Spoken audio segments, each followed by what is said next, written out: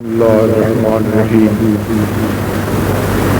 نحمده ونصلي ونسلم على رسوله الكريم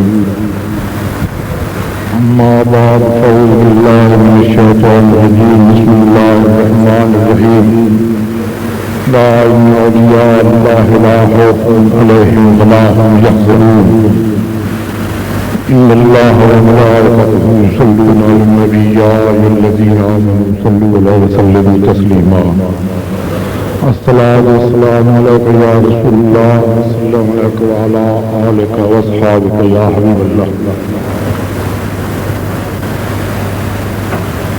مشاہدان علماء کرام میرے معزز سامعین حضرات السلام علیکم ورحمۃ اللہ وبرکاتہ. ہم سب غلاموں کو یہ خوش قسمتی ہے کہ حضور مجاہد اعظم حضرت خواجہ محمد ضیاء الدین رضی اللہ تعالیٰ عنہ کے عرس پاک کی اس پاک محفل میں ہم حاضر ہیں، اور اللہ تعالیٰ کا لاکھ لاکھ شکر ہے کہ اس نے اپنے حبیب صلی اللہ علیہ وسلم کے صدقے میں ہمیں اس عرس میں حاضری کی اجازت دی اور توفیق بھی عطا فرمائی. حضور مجاہد اعظم کی زندگی پاک پر بڑی مفصل روشنی ڈالی ہے، اور اس کے بعد کچھ کہنے کے لیے رہا نہیں گیا، لیکن پھر بھی میں اپنی طرف سے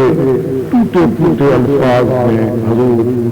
مجاہد اعظم رضی اللہ تعالی عنہ کی بارگاہ میں نذرانہ عقیدت پیش کرنے کی جسارت کر رہا ہوں. جس وقت ہم لوگ سنتے ہیں کہ مجاہد اعظم تو ہمارے ذہن میں فوری طور پر جو خیال آتا ہے وہ حضرت خواجہ محمد ضیاء الدین رضی اللہ تعالی عنہ. ہم نے سوچنا یہ ہے کہ اس دنیا میں جہاد کرنے والے تو بہت آئے ہیں، انہوں نے جہاد کیا، قلم سے کیا جہاد،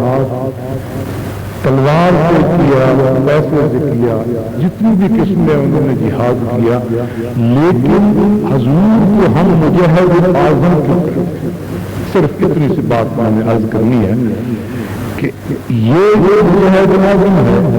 یہ اللہ تعالیٰ کے فرمان کے مطابق نہ اس کے دل میں کوئی لالچ تھی، نہ خوف تھا، نہ کوئی غم. آج کے دور میں جیسا کہ مشتی صاحب نے ارشاد فرمایا ہے کہ انگریز کی حکومت میں سورج غروب نہیں ہوتا، حقیقت کہ اس کی بہت بڑی حکومت تھی اور اس کی چالیں اتنی خطرناک تھی کہ وہ ہر آدمی کے ایمان کو خریدتا تھا، ہر آدمی کے ایمان کو خریدتا تھا، چاہے وہ دنیا دار ہے، کوئی فقیر ہے، کوئی پیر ہے، کوئی غریب ہے، کوئی امیر ہے، جو بھی ہے اس کے ایمان کو خریدنے کی وہ کوشش کرتا تھا. چنانچہ اس نے حضور مجاہد اعظم کو بھی خریدنے کی کوشش کی اور زمین کے چند مربع پیش کرنے کی گستاخی کی. میں کہوں گا کہ اس نے گستاخی کی. تو حضور نے فرمایا کہ یہ مربع زمین کے آپ لوگ مجھے کہاں سے دیں گے؟ تو وہ خوش ہوا کہ چلو کام بن گیا. تو ڈی انگریز نے کہا کہ حضور جہاں آپ حکم کریں، لیل پور سے حکم کریں، منٹ گنڈی سے، اب یہ فیصل عباس اور سائیوال ہو گیا، اس وقت یہ لیل پور اور منٹ گنڈی کے نام سے منسوب تھے، تو آپ جہاں بھی حکم کریں گے ہم پیش کریں گے. تو انہوں نے کہا کہ بے وقوف یہ زمین پہلے ہی میری ہے، میری نہیں تو میرے کسی بھائی کی ہے، اگر تم اتنے مربع مجھے بلیک سے دے تو تیری مخالفت میں نہیں چھوڑوں گا، تجھے اس برے صغیر کو نکال کر دم دوں گا. اس لیے ہم کہتے ہیں کہ وہ مجاہد اعظم نہ اس کو کوئی ڈر تھا، نہ کوئی لالچ، نہ کوئی خوف، نہ کوئی حزن و ملال کسی قسم کے، صرف اللہ تعالیٰ کی رضا کی خاطر اس نے کفار کے ساتھ جنگ شروع رکھی.